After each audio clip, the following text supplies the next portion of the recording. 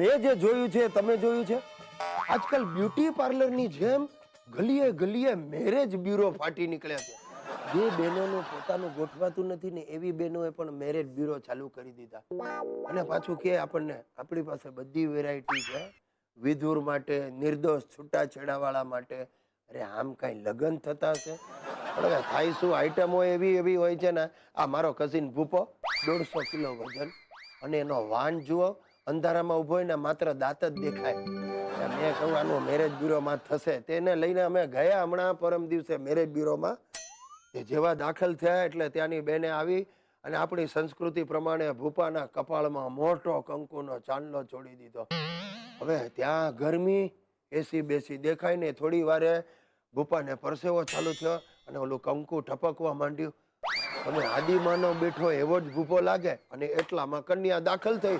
એણે ભૂપાને જોઈને ચીસ પાડી. બ્યુરો વાળા એને શાંત પાડી. અને પછી મેં કહ્યું કે ભાઈ હવે શરૂ જ કરો, કન્યા શું કરે છે એના વિશે માહિતી. એટલે પેલા બેન મંડ્યા વાંચવા.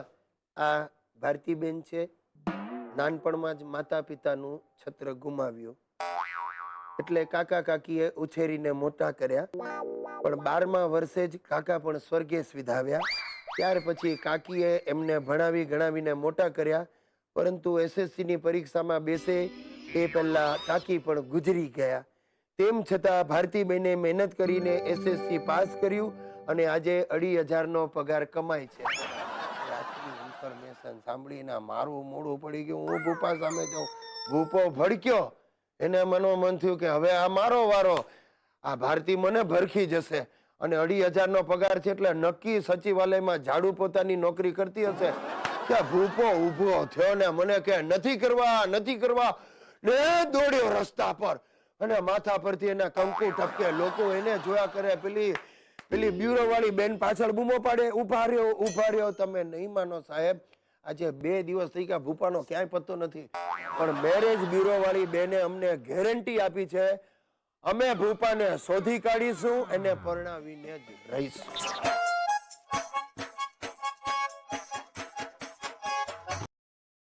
ભૂપલાને મેરેજ બ્યુરો વાળાએ પકડી પાડ્યો. પાછો હું ને ભૂપલો બંને જણા પહોંચ્યા મેરેજ બ્યુરોમાં. આ વખતે કોઈક નવા બેન બેઠા હતા, નામ મીનાક્ષી. નામ જેવા એકે ગુણ નહીં. હા, વાન થોડો સાંભળો.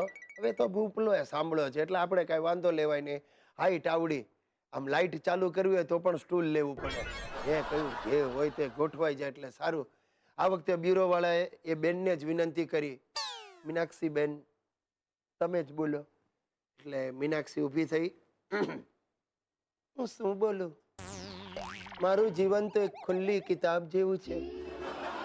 જીવનમાં મને માણસો પાસેથી પ્રેમ નથી મળ્યો અને એટલે જ હવે હું પ્રાણીઓને પ્રેમ કરું છું. આ ભાઈ મને પસંદ છે. બ્યુરો વાળા બેને ઈશારાથી મીનાક્ષીને પૂછ્યું, યસ? એટલે એને આંખ મિચકારી, યસ. મેં ભૂપલાને પૂછ્યું, યસ? એટલે ભૂપલાએ આંખો પોળીને કહ્યું, યસ. અને બંનેનું ગોઠવાઈ ગયું. સાહેબ મને ખાતરી છે આ મીનાક્ષીને અમારા ભૂપલામાં નક્કી બળદ દેખાયો હશે. જે હોય તે, પણ પ્રાણી પ્રેમનો ઉત્તમ નમૂનો મેં પહેલી વાર જોયો. અરે ભાઈ, એટલે જ તો પેલી કહેવત છે ને આપણામાં, કીડીને કોણ, હાથીને મોણ, ભૂપાને પણ. ગોઠવાઈ ગયું સાહેબ. આજે તો એ વાતને 4 વર્ષ થઈ ગયા છે. આ ભૂપલાને ને મીનાક્ષીને નાના નાના 2 ગલુડિયા છે. ગલુડિયા એટલે એમ નહીં સમજતા, બાળકો જ છે. અત્યારે તો માણસ જેવા દેખાય છે, બાકી મોટા થઈને તો ભગવાનની ઈચ્છા.